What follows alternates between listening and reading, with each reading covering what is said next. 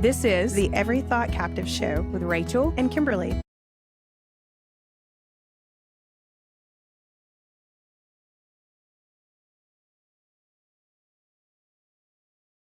friends, are just like, how do you view conflict? I avoid it. I don't know.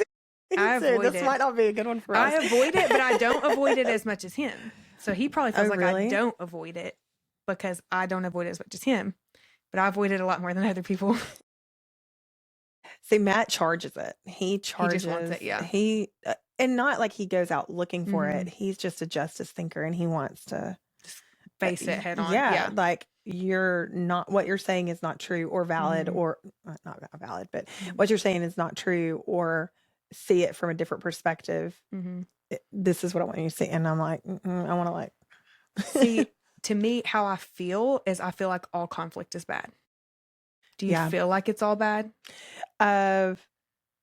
If it's me in the moment, yes. You do. Yeah. Yeah. It's like I know good things can come out of conflict, but I feel like it's all bad, and I don't know how much I've ever seen like conflict resolved well. Right. Where it doesn't feel like one person is just bowing to the other person. Agreed. Will. So it's like, is there a good way? Is there a good way for it to be done? Right. I don't know. It's just been something that's been on my mind lately. It's like, how would the Lord have us to handle conflict? And it's so emotional that makes it hard. Have you seen the Corey Asbury Forrest Frank interaction? Yeah. It reminds me of that. I don't know if we can. Whatever. Anyway, but Matt and I were talking about this the other day. I'm really thankful that they were so forthcoming with it, because it did show a godly collaboration. This is the way in Matthew it talks about going to that person. Now social media, right? Yeah. But to be able to watch it play out and resolve the way it did was really comforting to me. So yeah, and I think too, pride is so hard when you encounter pride either way, like, pride makes conflict very hard because it is very hard to say. I would say most of the time in conflict, and more like healthy conflict, intentions are good on both sides, but it's like, I'm feeling one way, you're feeling another way, or what you said made me feel this way and you didn't. It's like, but the pride is like, well, I didn't say it that way. Right. I'm sorry you took it that way, but I didn't say it that way. Right. It's not an apology. No, it's not. Sorry you feel that way. It's very hard, but I think the key to healthy conflict is humbling yourself. Yes. But it is like both sides humbling themselves and saying, accepting. And I think that's what what was done in that example that you gave, Well, there's a certain level of vulnerability that has to take place of like, okay, I am going to own what I can own, even if you don't. And I value the relationship more to humble myself, not in a glorified way, not in a false humility way, but I value our relationship enough to say, I'm sorry, even at the cost of you not apologizing back. Right. Yeah. I know sometimes with Matt and we have that, and I'm like, okay, it's my job. Whether I'm right, whether I'm wrong, I value connection over me being right and letting him know my woundedness. Now, does he need to hear my woundedness and what happened, my hurt and my pain? Yes, he does. But I desire that out of connection first, not secondary. Right. Not like a forcing of, I need you to hear my side.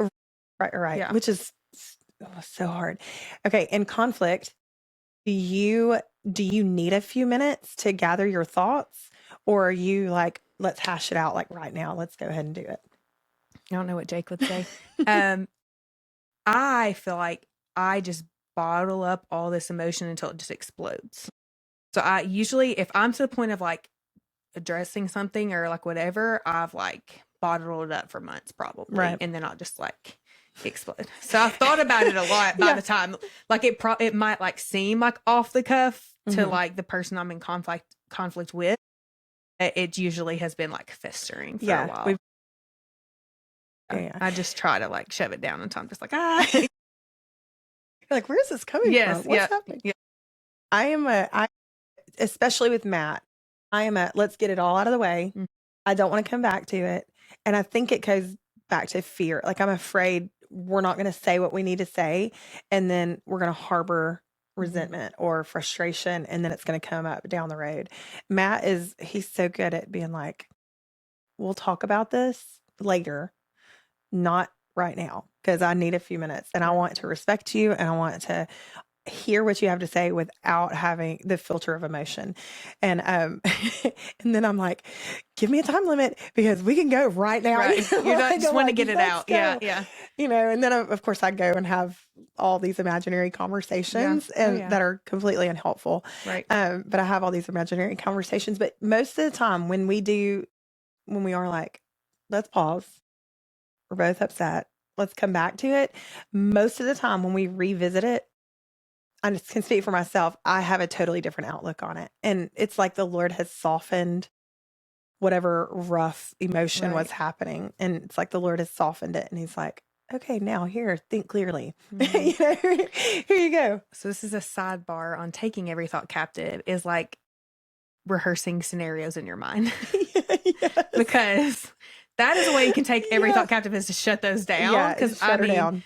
I remember even as like a high schooler, I'd lay in bed, not be able to sleep at night, just rehearsing something that might happen the next day that probably never happened. I don't know how to say it exactly, but like when we rehearse things in our mind that haven't happened yet, that aren't good, it's like, faith and fear, basically. Yeah. It's like putting your faith in fear absolutely. in the worst case scenario. Absolutely. And that's where my mind tends to go, is to the worst case scenario. Mm-hmm. So I don't know, just think about that. Like, that can happen with conflict, but that can happen with so many things in life, and parenting and jobs and friendships, all of those type of things. Right. So I think a great way to practice is like to imagine good things happening, Right. Right. So, that song we wrote, Won't Stop. I wrote that, and I was thinking about this other day, because it was probably about 8 years ago that I wrote it, 6 years ago, something like that. And I was driving home, and I was just struggling with rehearsing bad things that would happen. And I felt like the Lord said, like, what if you just acted like anything was possible? And, like, what if you just thought about what good things could happen instead of what bad things could happen? And I was like, man, the Lord's been trying to teach me that for 6 years. I'm a little slow, So like when I was thinking about it, I was like, he told me that 6 years ago. Like he brought that to my attention about myself, and I'm not there yet. I want to be there. Like you just meet like optimistic people that are, like, I want to be there. But it's like, what if you just rehearse faith in your mind? What if you rehearse your kids growing up and living for the Lord? What if you rehearse them pulling in safely in the driveway at home, in your mind instead, just like things like that. So rehearse being on a nice vacation with your family, and enjoying it, like that kind of thing. But so much time we spend rehearsing bad things that bring us fear. Do you have like a certain way you address conflict with your kids, like with each other? That's like, or is it just different, like depending on what kid it is, and 'cause there's different personalities. Yeah, it depends on what kid it is. It depends on the other kid they're in conflict with, and it depends on where I am. As well. There's sometimes where I'll just nip it in the bud, like, hey, go in separate rooms. We'll talk about it later. And then there's other times where, I do the gentle parenting where I'm like, tell me how we're feeling, and you're feeling powerless, and you're feeling like you need control, and that kind of thing. I swing like a pendulum. Sometimes there's sometimes where I'm in the middle of yelling, and I'm like, wait, this is not helpful. And I'll actually purposefully try to lower my tone and lower my voice. So even with Titus, sometimes I'll even whisper when I'm frustrated, and he's like, what are you doing? And I'm like, it's crazy. It's crazy, isn't it? So with conflict for them, we say a lot of times, the power of life and death is in the power of the tongue. And so I try to get them to switch over and be like, oh, that wasn't life-giving, or, oh, that wasn't building somebody up. That Right. wasn't productive Yeah. speech. And so we try to do that. Right. And sometimes it's really well.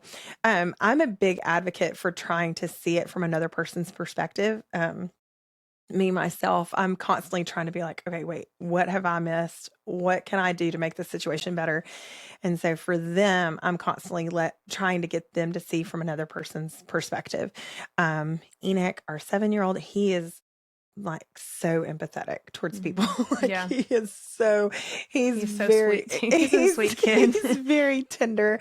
And so he will switch over really quickly. Like even if he's frustrated, he'll be like, oh, I didn't mean to make him feel that way. You know, he switches over really easily. Now, some of the other ones, Abel's pretty much the polar opposite of him, and he's 6, and polar opposite of him. Like he's like, I call him my bulldog because he sinks his teeth in and he won't let go. He's like, ah.